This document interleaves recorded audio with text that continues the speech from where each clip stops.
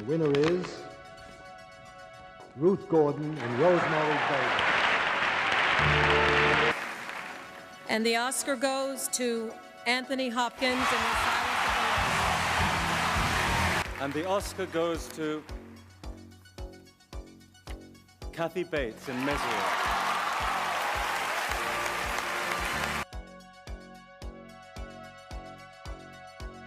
Horror movies often get overlooked by the Academy Awards, don't they?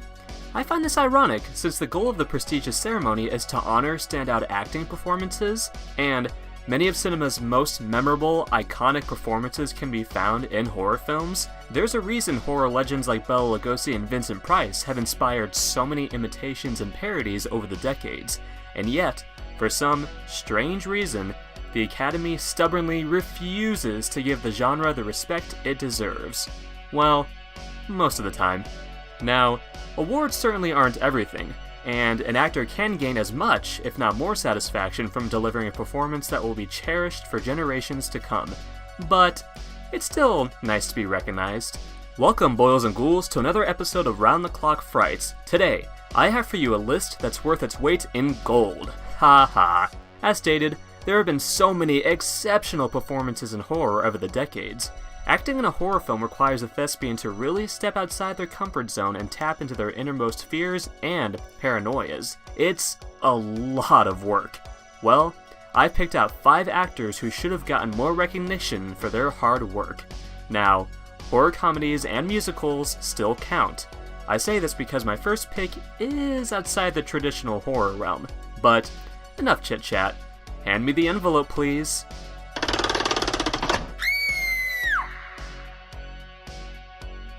Number 5. Rick Moranis, Little Shop of Horrors. This wacky horror musical features a stellar performance by comedy legend Rick Moranis. The character of Seymour is an insecure, nervous wreck of a human being. In many scenes, he shares dialogue with a humongous alienoid plant that hungers for human flesh. Not only was Moranis tasked with portraying all of this without being too cartoonish or over the top, he had to do it alongside a gigantic plant puppet. Still not convinced Moranis deserved a nod? Consider this. The Audrey 2 puppet had to be filmed at a much slower frame rate, which means Moranis had to perform in slow motion. That would be a tremendous challenge for any actor, and the fact he pulled it off while still delivering the necessary emotional beats is just mind-blowing. Moranis made us sympathize with this weak shell of a man. No small feat, considering he willingly feeds people to a carnivorous plant. He also had to sing and perform various musical numbers. He's no Gene Kelly, but he still did it all quite well. Number 4. Lupita Nyongo, Us. With Us, Jordan Peele delivered a cautionary tale that touched upon such themes as classism and the duality of human nature. At the center of it all is a mesmerizing Lupita Nyongo, who plays 2 completely different characters. The first is a mild-mannered mother who witnessed something truly traumatizing as a young child. The other is a rageful doppelganger who literally spent decades underground and now wishes to take her place among regular society. Her mother character gradually turns into this fierce, badass woman willing to do anything to protect her family. Her doppelganger character is very animalistic and brutal, a true monster. She also speaks in this chilling, raspy voice that instantly gets under your skin. It's never easy for an actor to play characters who are essentially twins, and Nyongo successfully makes them unique and distinct from one another. The scenes where she plays both characters at once are thrilling and, well, chilling. A true acting masterclass. Number 3. Willem Dafoe / Robert Pattinson, The Lighthouse. I'm going with a tie here because both men are truly magnificent in this film. The Lighthouse is a depiction of fragile masculinity. It shows how easily us males can fall apart when isolated from the rest of the world. Come on, guys. You know you'd be fantasizing about mermaids if you were stuck on an island with a constantly farting Willem Dafoe. Both actors were forced to perform in unspeakably harsh conditions, which could explain how they were able to so effectively portray these characters' descent into madness. Dafoe as the crusty old sea captain is both funny and unnerving, but Pattinson also captivates as the New England worker whose mental state gradually deteriorates before our very eyes. The Lighthouse feels like one of those stage dramas that feature very small casts. As such, it needed two actors who could elevate the material while also keeping the audience's undying attention.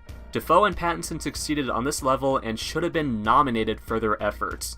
On a side note, I'm sure Dafoe's lobster is quite delicious. Number 2, Toni Collette, Hereditary. What was the Academy thinking? Toni Collette is an incredibly versatile actress. She has a reputation for turning in powerhouse performances across multiple different genres, including comedy, drama, and horror. In A24's Hereditary, she plays a grieving mother forced to deal with the deaths of not just one, but two close family members. I can't remember the last time a film actor portrayed grief so effectively. The scenes where she breaks down are exceptionally scary and heartbreaking, mostly due to the fact that Collette makes it all look so real. There isn't a single second where she isn't giving it her all. It's a powerfully vulnerable performance that doesn't once feel fake or phony. It wasn't just horror fans that were outraged when Collette didn't receive her much-deserved nomination. Legions of movie fans expressed their anger. Toni Collette's performance in Hereditary will go down as one of the greats in the horror genre, and will be studied by aspiring thespians for many, many years to come. Number 1, Anthony Perkins' Psycho. Maybe I'm a little biased because the original Psycho just happens to feature my all-time favorite movie character Norman Bates, but it has to be said, Anthony Perkins is truly astonishing as the seemingly sweet-natured motel caretaker who has some serious homicidal tendencies. Psycho was made during a time where leading men were wary of showing true psychological imperfections, but Perkins was more than up to the task. And because of his bravery, we now have one of the most memorable and realistic depictions of a psychopath. At first glance, Bates seems like a devoted, albeit a little unhinged son. His body language wouldn't suggest anything malicious, but behind those kind eyes lies the mind of a killer. Perkins absolutely sells the conflict lingering inside this apprehensive, twitchy mama's boy. And, like in many real-life killers, he seems like the last person you would ever expect to slash someone with a butcher knife. The fact the Academy didn't honor this performance, one that was years ahead of its time, is just ludicrous. Who won that year? Burt Lancaster and Elmer Gantry? Fair enough, but come on. Perkins more than deserved at least a nomination. What a joke.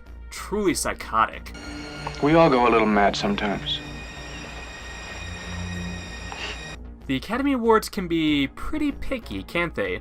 Well, this list proves that performances in horror movies can be just as impactful and long-lasting as performances that win Oscars, sometimes even more so. Thank you so much for joining me in this countdown of the top 5 horror performances that should have been Oscar nominated. As a horror fan, I know there's many other performances that should have gotten some love from the Academy. These were just a few, but I'd love to hear your picks as well. What other horror actors do you think should have gotten some Oscar love? Sound off down below. And if you like this, please subscribe to my channel Round the Clock Frights for more horrific content. Have a scary day, boils and ghouls. You're all winners in my eyes.